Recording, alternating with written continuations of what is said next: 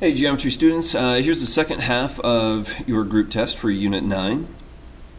Again, just like with reflections, we basically had three cases when it came to rotations. We had this one, which you did, well at least tried to do, where you've got, it's collinear with your point of rotation or center of rotation, but we had others. We had one where it was right on the point of rotation, and then we also had another one, the more common one, where you had something that was, I'll try to do it over here. So it was something like this. That's not a very good one. But it was basically way off of there. It wasn't collinear and it wasn't right on. So basically what you're doing for each one, well, this one, you're just basically using some substitution. That one's pretty easy. This one, you need to basically use the idea of rotation, that this is congruent to that, this is going to be congruent to that, and then to prove this angle is congruent to that angle, well, you just say that, well, by definition of rotation, that was congruent to that, this was congruent to this, and you're going to subtract out what they have in the middle, and that'll leave you with this being congruent to that. And then you've got CP/CTC says that these triangles are congruent, and then what you want is these two congruent. But what we have for this particular example is that they're collinear, which actually makes things a little bit easier. By definition of rotation, we can say that this is congruent to that, and we can also say that this is congruent to that. And then segment addition postulate will say that PQ is this segment plus that segment. Similarly, PQ prime is this segment plus that segment. And, well, up here I said that PR is congruent to, or sorry, PQ is congruent to PQ prime, and here I've got PQ and PQ prime. So these two things would have to be congruent by substitution. And then notice PR prime is the same thing as PR. So I can plug in PR, and now I've got PRs on both sides. I can cancel those out, and I'm left with RQ is congruent to R prime Q prime, which is what I wanted to do. All right, IC 9, a composition, so just doing two transformations at once. Here we're subtracting 4, so it goes 4 to the left, and then we're reflecting over the line y equals 2, the line that goes through the y-axis at 2. So I reflect that. Again, if I'm 3 above, I'd be 3 below. Make sure that you don't accidentally reflect over the x-axis, and there it is. Problem solving, we've got a billiards table, and the one key thing to remember here is the hint that I gave you, and that's the law of reflection in physics states that the angle of incidence, the one that it's going towards the line, is congruent to the angle of reflection. So if you've ever played pool before, you know that's pretty much the trick.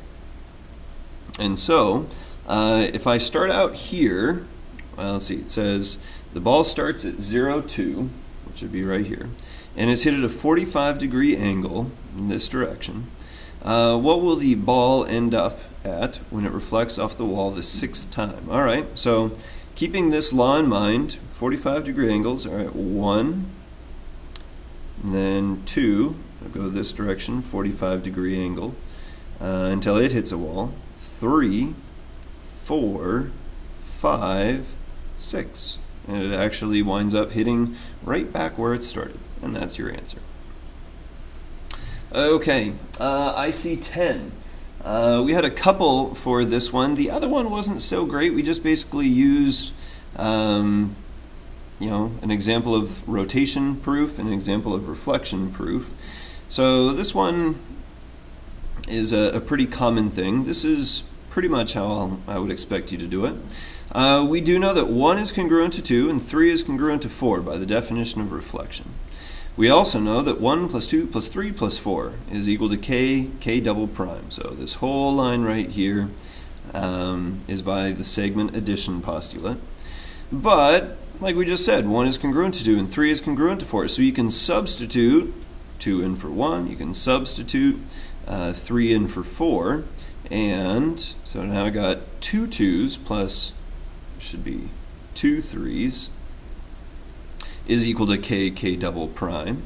And, well, then if I factor out a 2 here, I get 2 times 2 plus 3. Well, what is 2 plus 3? 2 plus 3 is d. And so substitute d in for that, and there we go. So 2d, so sorry, I got 2 times 2 plus 3, which would actually be, well, yeah, you see it there. It's all good. All right, IC11 is creating a tessellation. So a concave polygon, these are technically concave because they go in like this. Well, actually, technically, they're not concave, they're not polygons at all because they have rounded parts, but I think you get the idea. Where a non-equilateral triangle is the base. So I started out with something that was not equilateral, and then I took from one side, and then I kind of stuck it on the other. That was the system that we used to make tessellations, and here you can see that would clearly tessellate with no gaps or overlaps. IC12, talking about symmetry. Here we've got, well, do we have rotational symmetry? Yes, if I turn it upside down, whoop, I've got the same exact shape. Point symmetry, yep, it's because I've got 180. And so, do I have anything else? Well, not really. If I turn it that way, it's not exactly the same. It doesn't map onto itself. So the only rotations are 180. I really don't want you to say 360 because that's obvious. Okay, does this one have line symmetry? Yes, it does.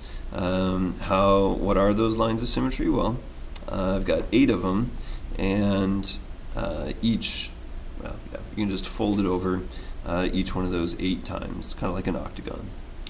The last one, use scalar multiplication to dilate the figure. Well, it's 1/3, and so as 1/3, that means it's going to be getting smaller.